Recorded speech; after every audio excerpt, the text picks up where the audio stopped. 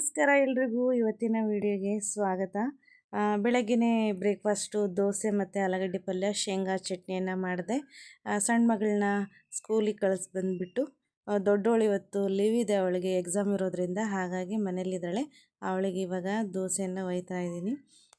ದೋಸೆ ತಿಂದುಬಿಟ್ಟು ಮೈರನ್ ಸ್ಕೂಲಲ್ಲಿ ಪ್ರೊಜೆಕ್ಟ್ ಮಾಡಲಿಕ್ಕೆ ಹೇಳಿದ್ದಾರೆ. ಅದು ಪ್ರೊಜೆಕ್ಟ್ ಏನಪ್ಪ ಅಂದರೆ ಹೆಲ್ದಿ ಫುಡ್, ವೆಜಿಟೇಬಲ್ ಮತ್ತು ಫ್ರೂಟ್ಸ್ ಬಗ್ಗೆ ಮಾಡಲಿಕ್ಕೆ ಹೇಳಿದ್ದಾರೆ.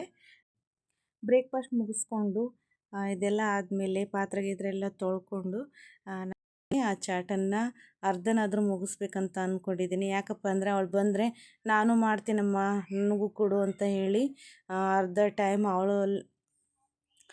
ಜೊತೆನೇ ಹೋಗಿಬಿಡುತ್ತೆ. ಹಾಗಾಗಿ ದೊಡ್ಡ ಮಗಳು ಇದ್ದಾಳೆ, ಅವಳು ಸ್ವಲ್ಪ ಹೆಲ್ಪ್ ಮಾಡ್ತೀನಿ ಅಂತ ಅಂದಿದ್ದಾಳೆ. ಹಾಗಾಗಿ ಬೇಗ ಬೇಗ ಮಾಡಬೇಕು. ಇದೆಲ್ಲ ಆದಮೇಲೆ ನಾನು ಸಾಯಂಕಾಲ ನನ್ನ ಇಬ್ಬರು ಫ್ರೆಂಡ್ ಬರ್ಡೇ ಇದೆ, ಅವ್ರ ಬರ್ಡೇಗೋಸ್ಕರನೂ ಹೋಗಬೇಕು. ತುಂಬ ಬೇಗ ಬೇಗನೆ ಮಾಡಬೇಕು ಅಂತ ಅಂದ್ಕೊಂಡಿದ್ದೀನಿ ಕೆಲಸನ. ಇವತ್ತು ಹೇಗಾಗುತ್ತೋ ನೋಡೋಣ ಬನ್ನಿ. ದೊಡ್ಡ ಮಗಳಿಗೆ ಬ್ರೇಕ್ಫಾಸ್ಟ್ ಕೊಟ್ಟೆ, ನಾನು ಕೂಡ ಹಾಕ್ಕೊಂಡು ತಿಂದು ಅದಾದಮೇಲೆ ನಾನು ಚಾಟ್ ಮಾಡಲಿಕ್ಕೆ ಶುರು ಮಾಡ್ತೀನಿ ಬನ್ನಿ. ಸ್ಟಾರ್ಟ್ ಮಾಡಿದ್ವಿ. ನಾನೆಲ್ಲ ಡ್ರಾಯಿಂಗು ಬೇಗ ಬೇಗ ಮಾಡಿಕೊಟ್ಟೆ. ಅದಾದಮೇಲೆ ಪೂಜಾ ಕೂಡ ಅದರಲ್ಲಿ ಕಲರ್ ಫಿಲಪ್ ಮಾಡ್ತಾಯಿದ್ಲು. ಡ್ರಾಯಿಂಗ್ ಮಾಡಿಕೊಡ್ತಾ ಬಂದೆ, ಅವಳು ಕೂಡ ಕಲರ್ ಮಾಡ್ತಾನೆ ಬಂದಳು. ಅದಾದಮೇಲೆ ಫಿನಿಶಿಂಗ್ ಆದಮೇಲೆ ನಾನು ಸ್ವಲ್ಪ ಕಲರ್ ಮಾಡಿದೆ. ಅವಳು ಮಾಡಿದ್ದು ಹೆಲ್ಪ್ ಆಗಿಬಿಡ್ತು ನನಗೆ ತುಂಬ. ಇವತ್ತು ಅವಳ ಮನೇಲಿ ಇರೋದಕ್ಕೆ ಯಾಕಪ್ಪ ಅಂದರೆ ಅವಳು ಮನೇಲಿ ಇರಲ್ಲ, ಸ್ಕೂಲಿಗೆ ಇಬ್ಬರು ಹೋಗಿಬಿಟ್ರೆ ನಾನೇ ಒಬ್ಬಳು ಮಾಡಬೇಕಾಗಿತ್ತು. ಅವಳು ಇರೋದ್ರಿಂದ ತುಂಬ ಹೆಲ್ಪ್ ಆಯಿತು ಇವತ್ತು. ಅದಾದಮೇಲೆ ನನ್ನ ಪುಟಾಣಿ ಮಗಳು ಬಂದುಬಿಟ್ಲು ಮನೆಗೆ. ನೋಡಿ, ಬಂದ ತಕ್ಷಣವೇ ಅವಳೆಲ್ಲ ಫ್ರೆಶ್ ಆಗಿಬಿಟ್ಟು ಊಟ ಮಾಡಿಕೊಂಡು ಅದೇ ಗ್ಯಾಪಲ್ಲಿ ಅಮ್ಮ ನೋಡಿಲಿ ಈ ಥರ ಮಾಡಬೇಕು, ಈ ಥರ ಹೇಳಿದ್ದಾರೆ ಮೇಡಮ್ಮು ಅಂತ ಹೇಳಿ ನನಗೆ ಹೇಳ್ಕೊಡ್ತಾಯಿದ್ಲು. ಓನಮ್ಮ ಅದೇ ಥರನೇ ಮಾಡ್ತೀನಿ ಅಂತ ಹೇಳ್ತಿದ್ದೆ. ಮಿಸ್ಟೇಕ್ ಮಾಡಬೇಡಮ್ಮ, ಚೆನ್ನಾಗಿ ಮಾಡಿಕೊಡು ಅಂತಾನೇ ಇದ್ಲು. ಆಯ್ತಮ್ಮ, ನನಗೆ ಬಂದೋ ಹಾಗೆ ಮಾಡ್ತೀನಿ. ಚೆನ್ನಾಗಿ ಬಂದಿತ್ತು ಎಲ್ಲ. ಕಲರು ಕೂಡ ತುಂಬ ಚೆನ್ನಾಗಿ ಮಾಡಿದ್ವಿ. ನನ್ನ ಮಗಳಿರೋದ್ರಿಂದ ಇವತ್ತು ತುಂಬ ಹೆಲ್ಪ್ ಆಯಿತು. ಅದಾದಮೇಲೆ ನಾನು ಅದನ್ನು ಪೇಪರನ್ನು ಕಟ್ ಮಾಡಿದ್ನಲ್ವ, ಹಾಗಾಗಿ ಯಾವ ರೀತಿ ಅಂಟಿಸೋದು, ಹಾಗೆ ಅಂಟಿಸಿದ್ರೆ ಮತ್ತು ಡ್ರಾಯಿಂಗ್ ಇದ್ರ ಥರ 3D ಟೈಪಲ್ಲಿ ಮಾಡೋಣ ಅಂದ್ಕೊಂಡು ನಾನು ಡ್ರಾಯಿಂಗ್ ಅದೇ ಥರನೇ ಮಾಡಿದ್ದೆ 3D ಟೈಪಲ್ಲೇ. ಆದರೆ ಏನು ಮಾಡ್ತೀರಾ, ಅದನ್ನು ಹೇಗೆ ಇದನ್ನು ಮಾಡೋದು ಅಂತ ಹೇಳಿ ಐಡಿಯಾ ಮಾಡಿ ಸ್ವಲ್ಪ ನನ್ನ ಕಡೆ ಕಾಟನ್ ಇತ್ತು, ಅದು ಅದನ್ನು ಹತ್ತಿನ ಅದರೊಳಗಡೆ ಸ್ವಲ್ಪ ಇಟ್ಟು ಸೈಡಿಗೆಲ್ಲ ಪೈಕಲ್ಲ ಹಾಕಿ ಅದನ್ನು ಈ ಥರ ಸೈಡಿಗೆ ಫ್ರೆಶ್ ಆಗೋವರೆಗೂ ಫ್ರೆಶ್ ಮಾಡ್ತಾ ಬಂದೆ. ಅದಾದಮೇಲೆ ಅದು ಅಂಟ್ಕೊಳ್ಳಿಕ್ಕೆ ಟೈಮ್ ಹಿಡಿಯೋದಲ್ವ, ಹಾಗಾಗಿ ಫ್ರೆಶ್ ಮಾಡಿದೆ ನಾನು. ಇದೆಲ್ಲ ಆದಮೇಲೆ ಫಿನಿಶಿಂಗಿಗೆ ಮಾಡೋ ಟೈಮಲ್ಲಿ ನಮ್ಮ ಮನೆಯವ್ರು ಬಂದರು. ನಮ್ಮ ಮನೆಯವ್ರಿಗಂದೆ ಸ್ವಲ್ಪ ಹೆಲ್ಪ್ ಮಾಡಿ ಫಿನಿಶಿಂಗ್ ಫುಲ್ ಚೆನ್ನಾಗಿ ಕಾಣಬೇಕಂತ ಹೇಳಿ ಶೈನಿಂಗ್ ಟೇಪನ್ನು ತರಿಸಿದ್ದೆ. ಅದನ್ನು ಹಚ್ಕೊಡಿ ಅಂತ ಕೇಳಿದೆ. ಅವ್ರು ಆಯಿತು ಹಚ್ಕೊಡ್ತೀನಿ ಅಂತ ಹೇಳಿ ಹಚ್ಕೊಟ್ರು. ಇದನ್ನೆಲ್ಲ ಮಾಡೋಷ್ಟೊತ್ತಿಗೆ ನನಗೆ 2:30 ಆಯಿತು ಟೈಮು, ಮಧ್ಯಾಹ್ನ. ಅದಾದಮೇಲೆ ಅವ್ರಿಗೂ ಕೂಡ ಊಟಕ್ಕೆ ಕೊಡಬೇಕಾಗಿತ್ತು. ಇದನ್ನೆಲ್ಲ ಫಿನಿಶಿಂಗ್ ಮಾಡಿಬಿಟ್ಟು ಅದಾದಮೇಲೆ ನಾನು ಮೇಲ್ಗಡೆ ನೇಮನ್ನು ಈ ರೀತಿ ಸ್ಟೈಲಾಗಿ ಬೇರೆ ಪೇಪರಲ್ಲಿ ಬರೆದು ಈ ರೀತಿ ಅಂಟಿಸಿದೆ.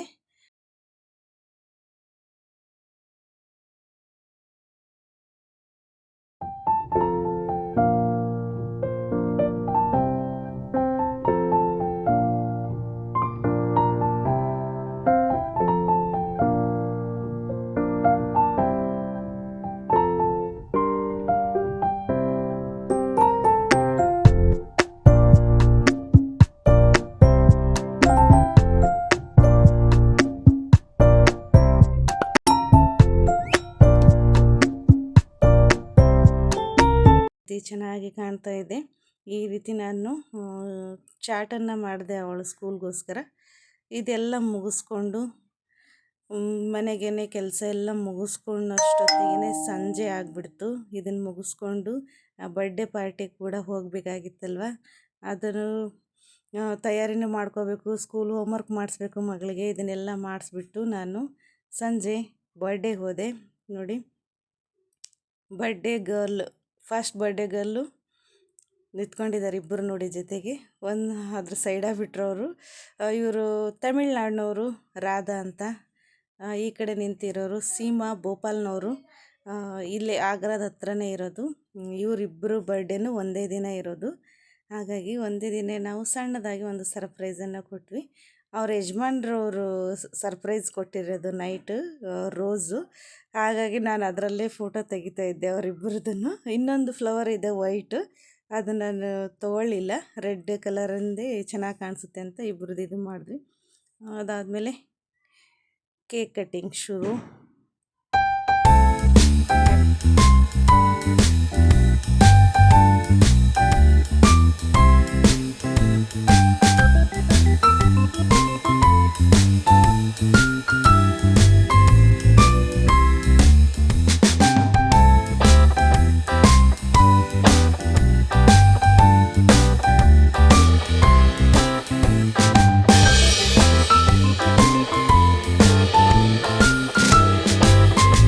ಇದೆಲ್ಲ ಆದಮೇಲೆ ಕೇಕನ್ನು ನಾವು ಕೂಡ ತಿನ್ನಿಸಿದ್ವಿ.